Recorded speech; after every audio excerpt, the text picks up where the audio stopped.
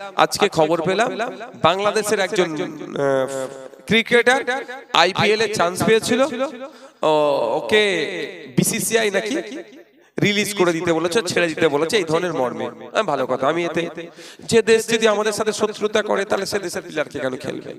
যদিও প্রশ্নের শত্রুতা কি করেছে না করেছে অনেক বিতর্ক আছে, আমি ওই প্রসঙ্গে যাচ্ছি না। একটা প্লেয়ারকে ছেড়ে দিয়েছে, ভালো কথা। তাহলে বাকি সব জায়গায় তো সম্পর্ক কাটতে হবে নাকি? হ্যাঁ, প্লেয়ারকে আপনি ছেড়ে দিচ্ছেন, নির্দেশ দিচ্ছেন, ভালো কথা, আর বাকি জায়গায় আপনি সম্পর্ক রেখে দিয়েছেন, এটা কেমন করে হবে?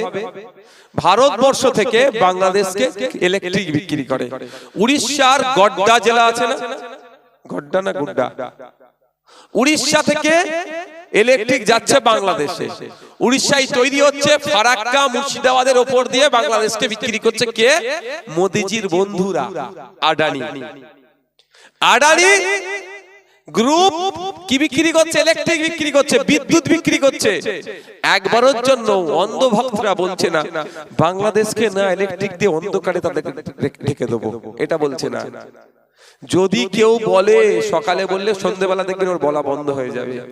আমি ইভেন চ্যালেঞ্জ দিয়ে যাচ্ছি, শুভেন্দু অধিকারী কদিন আগে বলেছিল বাংলাদেশের চাল পেঁয়াজ সব পাঠাতে আটকে দেবো।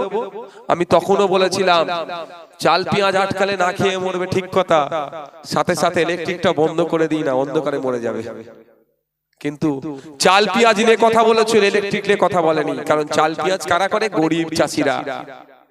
আর ইলেকট্রিকটা কে বিক্রি করছে? মোদিজির বন্ধু। হয়তো মুখ ফসকে শুভেন্দু অধিকারী একবার বলে ফেললেও যে ইলেকট্রিকটাকেও বন্ধ করে দেবো, দেখবেন তারপরে শুভেন্দু অধিকারীর পথটাই হয়তো কেড়ে নিয়েছে। আমার বলার বক্তব্য এখানে আপনাদের বুঝতে হবে, বড় বড় ব্যবসায়ীদের জন্য রাস্তা খুলে রেখেছে মোদিজি। পাকিস্তানকে ইলেকট্রিক বিক্রি করছে কে জানেন? মোদিজির বন্ধু। ওখানে কোনো প্রশ্ন নাই, কিন্তু আমাদের প্রশ্ন তুলতে হবে।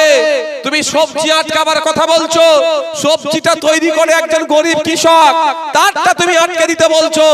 আর যে কোটি কোটি টাকা ইনকাম করছে, হাজার হাজার কোটি টাকা ইনকাম করছে, ইলেকট্রিক বিক্রি করছে, ওটা কেন আটকাচ্ছ না ভাই?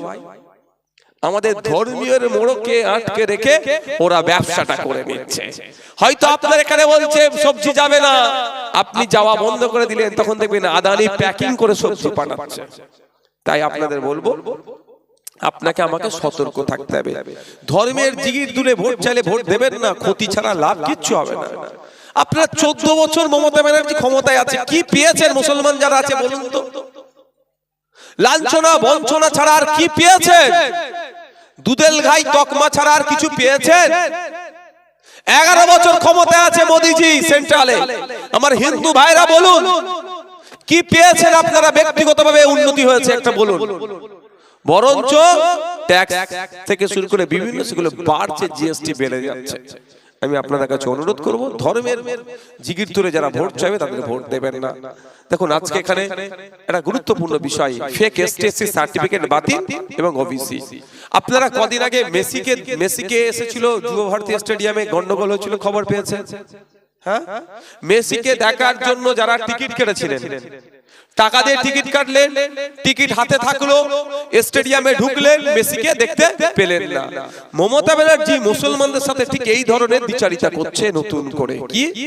আপনার হাতে সার্টিফিকেট থাকছে ওবিসি, ফর্ম ফিল আপ করলেন টাকা দিয়ে, চাকরির কম্পিটিশনে যাবে, আর সংরক্ষণের কোটায় আপনি চাকরি পাবেন না, কিন্তু আপনাকে সংরক্ষণ কোটা পর্যন্ত নিয়ে যাবে টাকা দিয়ে মমতা ব্যানার্জি।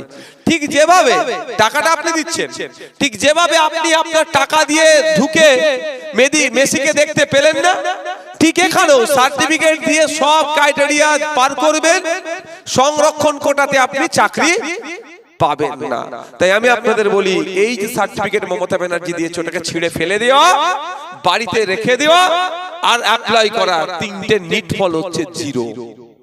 মমতা ব্যানার্জি মুসলমানদের সাথে এই সময়ে সবথেকে বড় বিশ্বাসঘাতকতা যদি দুটো জিনিস করে থাকে, একটার নাম হচ্ছে নতুন ওবিসি সার্টিফিকেট, আর দ্বিতীয়টার নাম হচ্ছে ওয়াকাফ আইনকে মেনে নেওয়া। তাই বন্ধুগণ, মমতা ব্যানার্জিকে জবাব দিতে হবে। এর উত্তর মমতা ব্যানার্জির কাছ থেকে আপনাদের চাইতে হবে, কোন সার্ভের ভিত্তিতে ওবিসি এ ওবিসি বি কে নতুন করে তৈরি করেছেন, এর জবাব মমতা ব্যানার্জিকে দিতে হবে। আর এর সাথে যুক্ত আছে ওয়াকফ চোর ফিরহাদ হাকিম। দায়িত্ব নিয়ে ধ্বংস করেছে, এটা রেকর্ড হচ্ছে। এই রেকর্ডটা ফিরহাদ হাকিমি সাহেবের কাছে নিশ্চিতভাবে পৌঁছাবে। মুসলমানরা ওবিসিতে যে ধ্বংস হয়েছে এর দায় মমতা ব্যানার্জির উপরে বর্তাচ্ছে। আর মমতা ব্যানার্জিকে ক্যাবিনেটে এই আইনটা পাস করেছিল যখন, ওই ক্যাবিনেটে মমতা ব্যানার্জির সব থেকে কাছে বসে থাকা নেতাটার নাম হচ্ছে, মন্ত্রীটার নাম হচ্ছে ফিরহাদ হাকিম।